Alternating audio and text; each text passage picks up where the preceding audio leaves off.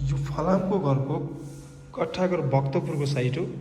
यहाँ हामीले खाली रहेको कौसीमाथि एउटा लिभिङ स्पेस तयार पारेका छौँ। यसमा पनि हामीले छानको लागि चाहिँ युपीभिसी जस्ता नै युज भएको छ।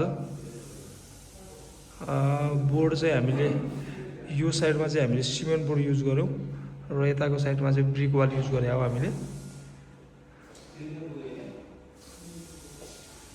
यो पिलरको भाग हो।